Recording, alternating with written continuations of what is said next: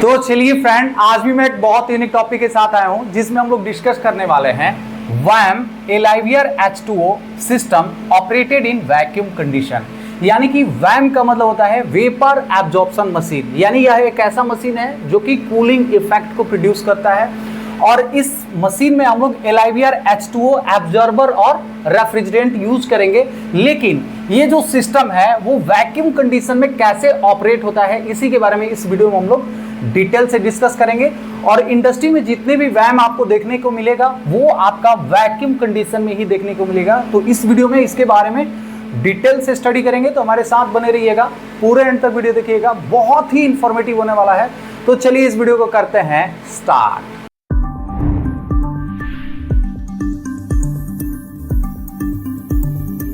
तो चलिए फ्रेंड, अभी हम लोग देख लेते हैं कि जो एलाइवियर H2O सिस्टम है, यानी कि जो वैम सिस्टम है, वो उसको वैक्यूम में कैसे ऑपरेट किया जाता है, ये कैसे वर्क करता है।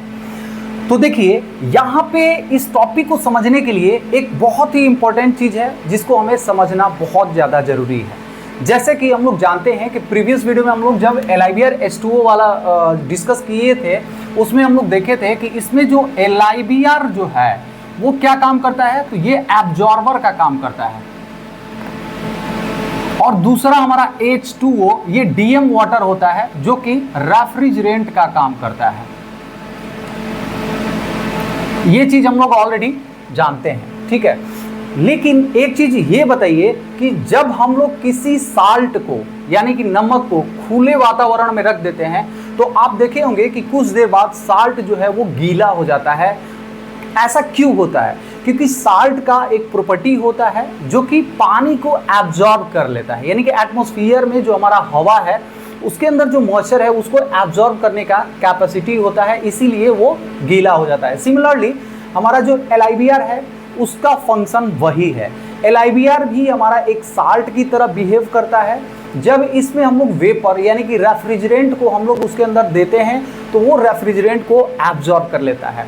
तो इसी एब्जॉर्ब करने के कैपेबिलिटी से हमारा रेफ्रिजरेशन इफेक्ट प्रोड्यूस होता है, यानी कि ठंडा होता है। तो चलिए इसको हम लोग समझ लेते हैं। उम्मीद करता हूँ ये चीज़ आपको समझ में आ गया होगा कि हमारा साल्ट क्यों गीला हो जाता है। और यहाँ पे एक चीज और समझने वाली बात है कि ये जो हमारा रेफ्रिजरेंट है यानी कि जो वाटर है, इसका एक प्रॉपर्टी थोड़ा सा समझ लेते हैं। जैसे कि हमारा पानी का एटमॉस्फेरिक प्रेशर पे यानी कि 1 एटमॉस्फेरिक प्रेशर पे हमारा बॉइलिंग पॉइंट कितना होता है, तो 100 डिग्री सेल्सियस होता है। और जैसे जैसे प्रेशर अगर बढ़ेगा तो इसका जो सैचुरेशन टेम्परेचर है वो भी बढ़ेगा, और जैसे जैसे डाउन होगा वैसे वैसे इसका सैचुरेशन टेम्परेचर भी कम होगा। तो इसको एक चीज समझ लीजिए कि ये 6.5 mmHg यानी कि हमारा वैक्यूम, बिलो एटमॉस्फेरिक प्रेशर क्या होता है, वैक्यूम। इस प्रेशर पे यानी इस वैक्यूम प्रेशर पे इसका जो सैचुरेशन टेम्परेचर होता है वो कितना होता है, तो 5 डिग्री सेल्सियस, यानी कि 5 डिग्री सेल्सियस टेम्परेचर भी मिलेगा इस पानी को इस वैक्यूम पे, तो वो क्या हो जाएगा, वेपर में कन्वर्ट हो जाएगा, वेपोराइज हो जाएगा। तो यही यहाँ पे एक फंडा जो है वो बहुत इंपॉर्टेंट है। इसी पे ये पूरा वैम सिस्टम वैक्यूम में ऑपरेट होता है, तो इसी को हम लोग समझते हैं। तो चलिए एक चीज हम लोग इसको बेसिक से समझते हैं। तो मान लीजिए कि एक हमारा क्लोज कंटेनर है, मैंने एक क्लोज कंटेनर ले लिया, ठीक है। इसके अंदर हम लोग एक छोटा सा सिलिका जेल भी क्या करता है, मॉइस्चर को एब्जॉर्ब करने का काम करता है। तो यहाँ पे हम लोग एक सिलिका जेल ले लेते हैं, इसके अंदर हम लोग एक सिलिका जेल रख देते हैं, ठीक है। और इस क्लोज्ड वेसल के अंदर हम लोग एक वैक्यूम मेंटेन कर देते हैं, और वो है वैक्यूम 6 mmHg। हम लोग इसके अंदर वैक्यूम मेंटेन कर रहे हैं, ठीक है। अब हम लोग क्या करेंगे कि इसके अंदर हम लोग हीट, जो भी चीज़ को हमें ठंडा करना है उसको भेजेंगे। जैसे कि मान लीजिए कि हमारे पास कोई कूलिंग जो वाटर है उसको ठंडा करना है। तो मान लीजिए कि हमारे पास, मैं यहाँ पे एक, आप इसको चिलर वाटर आप समझ सकते हैं कि हमारा जो हॉट वाटर है, हॉट वाटर का इनलेट हो रहा है और यहां से ये हमें चिल्ड वाटर मिल रहा है। तो ये कैसे होगा इसको हम लोग समझते हैं। यानी कि इस पाइपलाइन के अंदर, इस ट्यूब के अंदर हमारा जो पानी है, हॉट वाटर है, वो सर्कुलेट करेगा और बाहर निकलते ये चिल्ड हो जाएगा। ये कैसे होगा उसको हम लोग समझते हैं। तो जब हमारा इस सिस्टम के अंदर वैक्यूम मेंटेन किए हैं, इसका मतलब कि ये जो यहाँ पे हमारा जो पानी आएगा वो 5 डिग्री सेल्सियस, क्योंकि यहाँ पे 5 डिग्री सेल्सियस इसका सैचुरेशन टेम्परेचर हो गया, तो 5 डिग्री सेल्सियस पे ही वो क्या होगा, वेपोराइज हो जाएगा। तो हम लोग क्या करते हैं कि यहाँ पे कुछ पानी स्प्रे करवाते हैं, यहाँ पे हम लोग वाटर को स्प्रे करवाते हैं।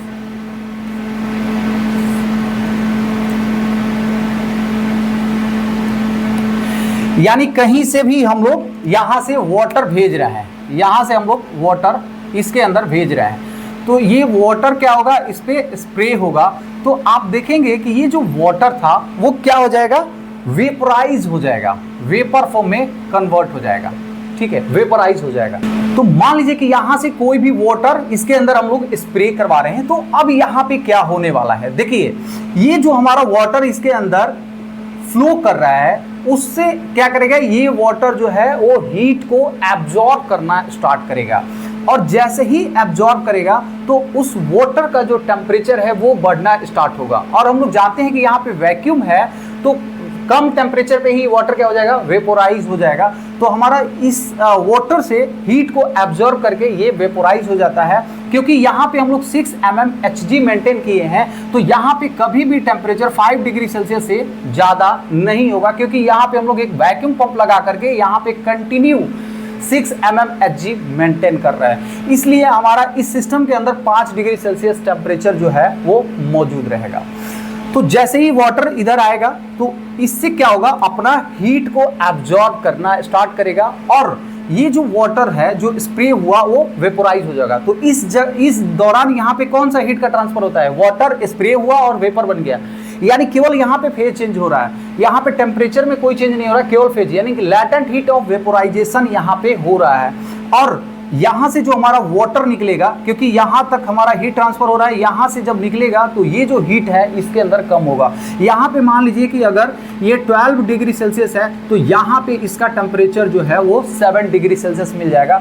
और यानी कि हॉट वाटर हम लोग इसके अंदर दिए, और ये चिल्ड वाटर बन करके जहाँ पे भी इसको HE वगैरह में जाना है वो चला जाएगा।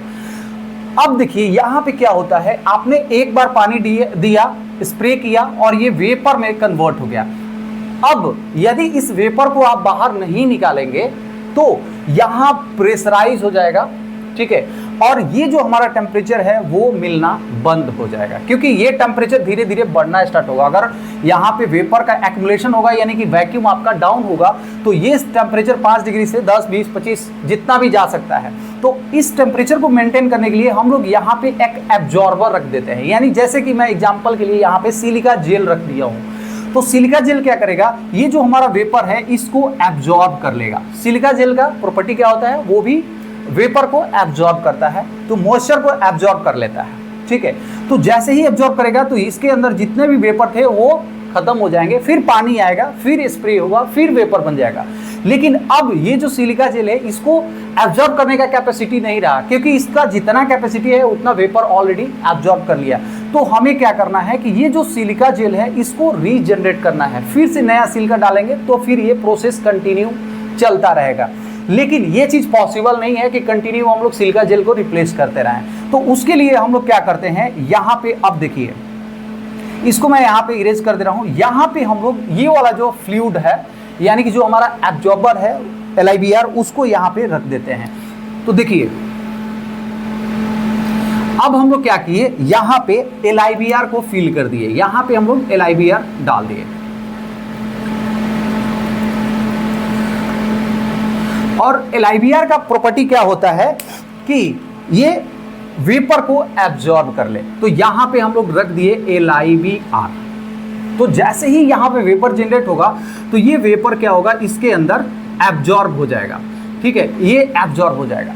ठीक है, ये भी बात सही है कि एब्जॉर्ब कर लिया, लेकिन अब क्या करेंगे, इसको जितना एब्जॉर्ब करने का कैपेसिटी है उतना तो एब्जॉर्ब कर लिया, अब क्या करना है, तो अब हमें करना है कि ये जो LIBR और ये जो वाटर का जो सोल्यूशन है इसमें से LIBR को अलग कर देना और वाटर को अलग कर देना। तो ये कैसे करते हैं, ताकि अगर हम लोग LIVR को अलग करके फिर से यहाँ पे LIVR रख देंगे तो फिर से वो एब्जॉर्ब करने का उसका कैपेसिटी बढ़ जाएगा। तो ये जो साइकिल है वो कंटिन्यू हम लोग करते रहते हैं। उसके लिए हमें क्या करना पड़ता है, तो देखिए ये जो LIVR प्लस H2O यहाँ पे है, इसको हम लोग एक सिस्टम में भेजते हैं जहाँ पे हम लोग इसको अलग कर सकें।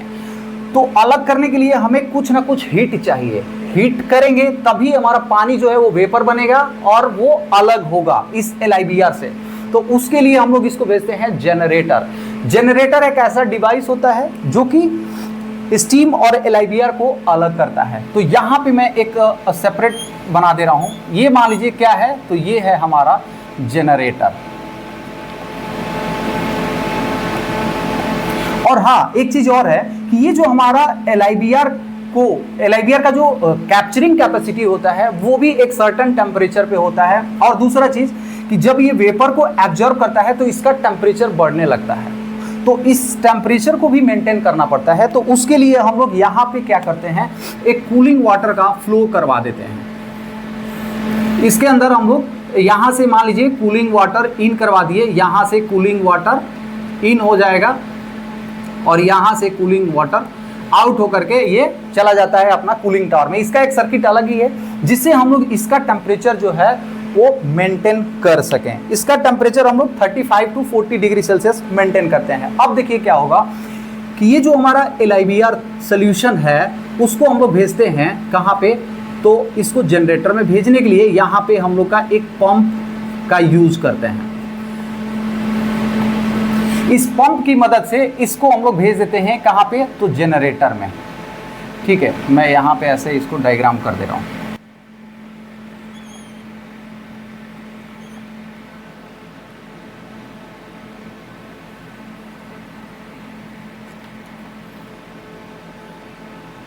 यहाँ पे हमने जो LIVR प्लस H2O का सोल्यूशन है इसको हमने यहाँ पे भेज दिया। अब हमें क्या करना है, भेज तो दिए, अब हम लोग को क्या करना है, देखिए इसको अलग करने के लिए यहाँ पे कोई ना कोई हीट सोर्स प्रोवाइड करना पड़ेगा, तभी ये गर्म होगा और दोनों अलग होगा।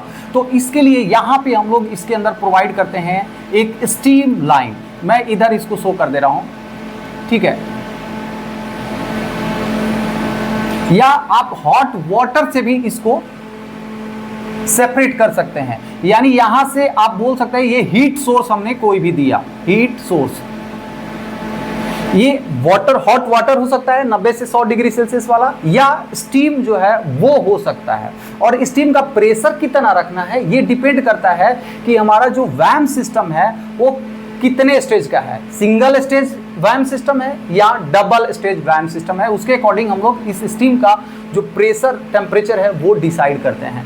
तो मान लीजिए ये सिंगल इफेक्ट है, तो हमने 1.5 से 2 kg प्रेशर दे दिया और ऐसे करके हमने स्टीम दिया इसमें। तो जब हमारा स्टीम इसके अंदर फ्लो करेगा और ये जो हमारा LIVR प्लस H2O सॉल्यूशन है इसके अंदर हमारा स्प्रे होगा, ठीक है। अब ये दोनों हमारा सॉल्यूशन स्प्रे होगा तो क्या होगा, तो देखिए जो हमारा LIVR है, LIVR वो नीचे की तरफ इकट्ठा हो जाएगा।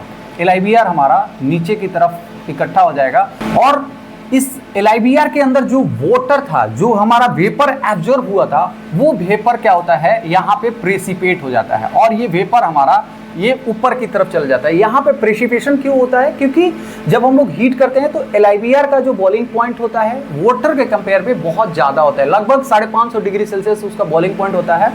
लेकिन हमारा वाटर जो है एटमॉस्फेरिक प्रेशर पे ये है, लेकिन इसके अंदर जो वैक्यूम रहता है वो लगभग 75 mmWc के करीब में रहता है, यानी कि वो 60 से 70 डिग्री सेल्सियस पे भी वो क्या होगा, वेपराइज हो जाएगा। तो इतना डिग्री सेल्सियस ही हम लोग यहाँ टेम्परेचर दे रहे हैं, तो केवल यहाँ पे वाटर का वेपोराइजेशन होता है, यानी कि जो हमारा ये जो वाटर है वही केवल प्रेसिपिटेट होता है। यानी कि LIVR को गर्म करेंगे तो उसके अंदर जो पानी था वो अलग हो जाता है और LIVR हमारा नीचे, यानी कि ये क्या हो गया हमारा LIVR और ये क्या है हमारा H2O वेपर, ठीक है। अब हम लोग क्या करते हैं, ये जो LIVR था यहाँ पे हमें क्या चाहिए, एग्जैक्ट LIVR चाहिए ताकि हमारा कंटिन्यू एब्जॉर्प्शन होता रहे। तो इस LIVR को हम लोग फिर से क्या करते हैं, यहां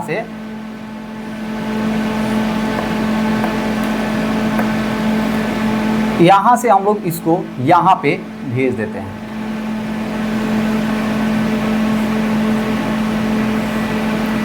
तो फिर से हमारा ये जो LIVR था, LIVR जो था वो इधर आके फिर से हमारा ये यहाँ पे पहुंच जाता है अपने जगह पे, यानी LIVR आ गया। अब ये फ्रेश LIVR आ गया। अब ये क्या करेगा, फिर से नया जो वेपर जनरेट होगा उसको एब्जॉर्ब कर लेगा।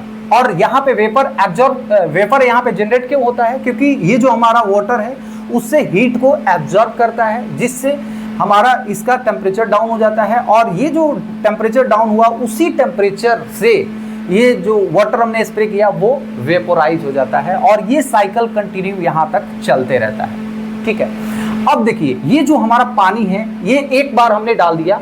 अब हम लोग का ये जो पानी है कंटिन्यू, ऐसा नहीं कि हम लोग इसको डालते रहते हैं, ऐसा नहीं है।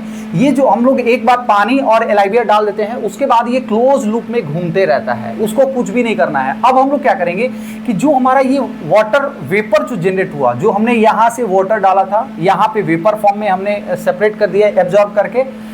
अब इसी वेपर को हम लोग क्या करते हैं यहाँ पे ठंडा करके फिर से प्रोवाइड करते हैं। तो उसके लिए आपको क्या करना है, एक और यहाँ पे हम लोग कंडेंसर लगा देते हैं, इसको हम लोग कंडेंसर बोलते हैं। ठीक है, कंडेंसर का काम क्या होता है, कंडेंस करना। कंडेंस किसको करेगा, तो यहां से जो हमारा वेपर निकल रहा है, ये जो वेपर यहां से हमारा निकला, ठीक है, इसको हम लोग ला देते हैं यहां पे, इसको ऐसे कनेक्ट कर दिए।